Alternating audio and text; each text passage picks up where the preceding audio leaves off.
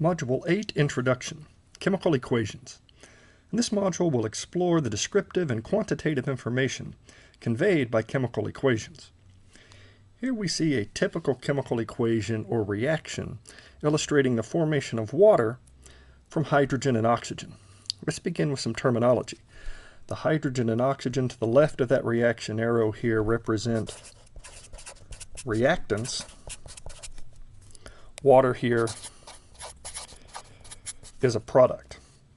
Notice the features of this equation. First, proper chemical formulas for the elements and compounds have been used. The equation includes physical states for the reaction species. You should know these. G representing gas, L liquid. You'll see solids and species in aqueous solution quite regularly also. And finally, this chemical equation abides by the law of conservation of mass. It is a balanced chemical equation. There are 4 hydrogen atoms on reactant side, 4 hydrogen atoms on product side, 2 oxygen, 2 oxygen. Every hydrogen atom that was initially within the diatomic hydrogen molecule is still a hydrogen atom. It's just now in water. Oxygen is the same way.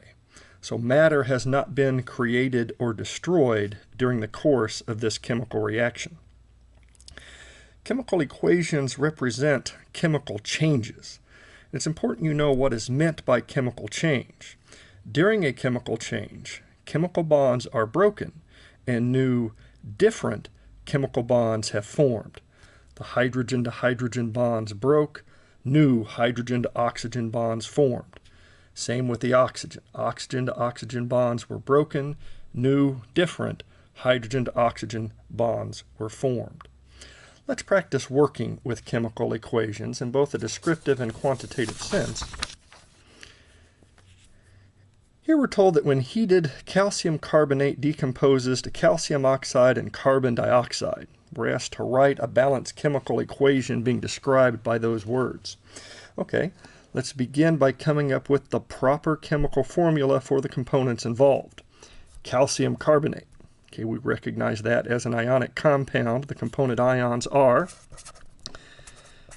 calcium from group 2A, so carrying a +2 charge. Carbonate, one of our polyatomic anions. It carries a -2 charge. The net neutral compound here, CaCO3. It's an ionic compound or salt that is solid under normal conditions. Okay, we're told it decomposes to calcium oxide. Again, calcium, the oxide anion, would have this chemical formula. And carbon dioxide. Okay, here we have a molecular compound, specifically a binary molecular compound. The prefixes directly tell me how many of each element are present. Carbon dioxide, and it is a gas under normal conditions. Okay, so we begin with our reactant, CaCO3 solid, has decomposed to CaO solid and CO2 gas. We've got the proper chemical formulas. We've got the appropriate physical states. Now let's make sure we're abiding by the law of conservation of mass. 1 calcium, 1 calcium, 1 carbon, 1 carbon. Got a total of 3 oxygen here, 1 + 2 for 3 oxygen there. Here this chemical equation is balanced with implied stoichiometric coefficients of 1 in front of all of the reaction species. Let's try another one. Here we're told in aqueous solution, sodium azide can be destroyed by treatment with nitrous acid to form nitrogen gas, nitric oxide, and sodium hydroxide. Then we're asked to do some quantitative work with that chemical equation. Okay, first thing you may notice here is a couple of the chemical formulas have been provided, and recognize our normal naming rules may not have worked so well here. Azide is not one of the common polyatomic ions that we had committed to memory in a previous module. Nitric acid is a more common name for nitrogen monoxide. But these other species we should be able to come up with the formulas for. Let's look at those. Nitrous acid.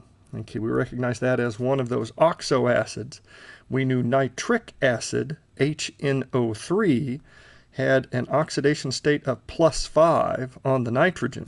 If this is the us acid, I must have an oxidation state 2 less than the ic, that is 1 less oxygen. So nitrous acid is HNO2. We're told we're in aqueous solution here.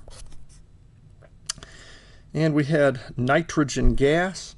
Nitrogen gas is one of our common homonuclear diatomic molecules. You should commit those to memory along with their physical states.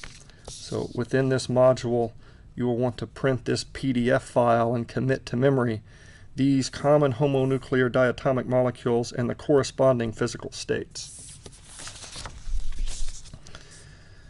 And finally, sodium hydroxide. Okay, that's one of our ionic compounds. Sodium, a group 1A alkali metal hydroxide.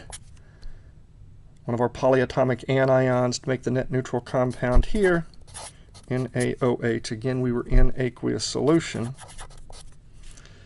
Okay, so we've got all of the pieces now. Let's see if we can put them together in a chemical equation.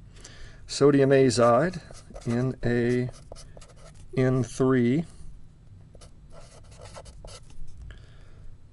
plus nitrous acid, HNO2.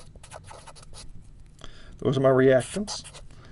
I'm told my products were N2 gas, nitric oxide gas,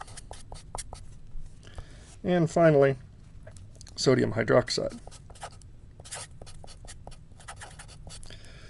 Okay, so I've got the necessary reactants and products. I've got the appropriate physical states for each.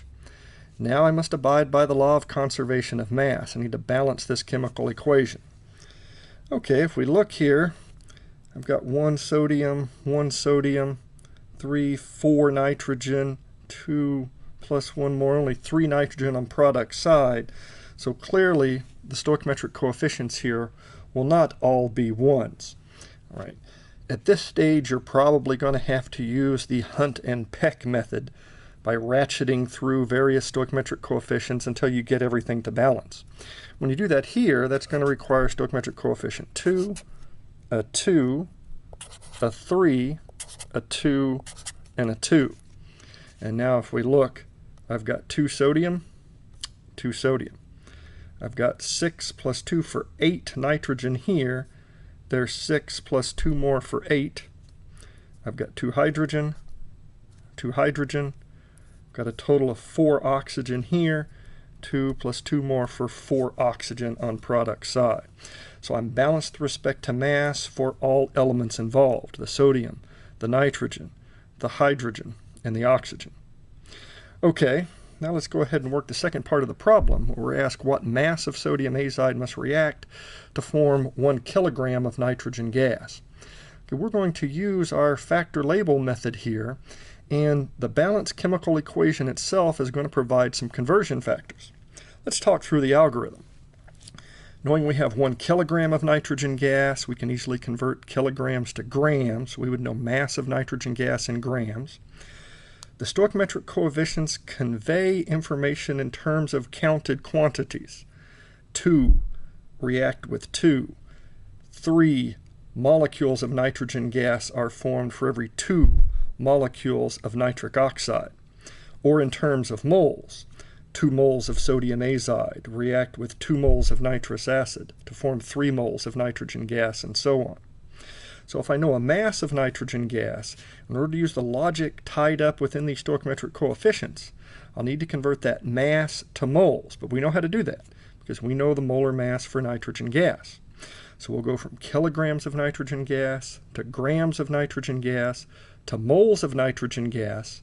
Then using these stoichiometric coefficients, we'll go from moles of nitrogen gas to moles of sodium azide, and in one final step, moles of sodium azide to a mass using its molar mass. Again, we'll let our factor label scheme tell us when to multiply and when to divide. Okay, so let's start with what it is we know. We know we had 1 kilogram of nitrogen gas. We were going to convert kilograms to grams.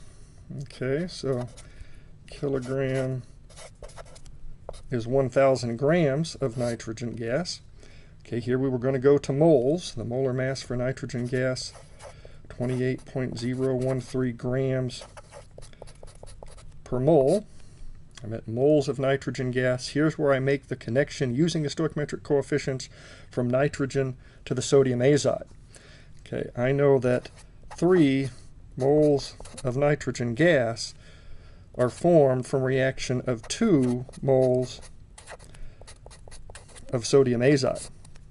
I'm at moles of sodium azide at this stage.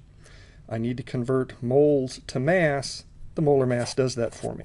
65.01 grams per mole of sodium azide. If we take a look at what happened to our units, kilograms canceled kilograms, grams of nitrogen canceled grams of nitrogen, moles of nitrogen were converted to moles of sodium azide, and eventually mass of sodium azide. I do this conversion, I do this arithmetic, and I'll get 1,547 grams of sodium azide. I had 3 significant figures in this value. Either an infinite number of significant figures or more than 3 were used in the multiplication and division that followed. I'm justified in keeping only 3 significant figures in my final result, and I would report that as 1,550 grams to 3 significant figures, or 1.55 kilograms. Learn to master chemical equations by completing the exercises associated with Module 8.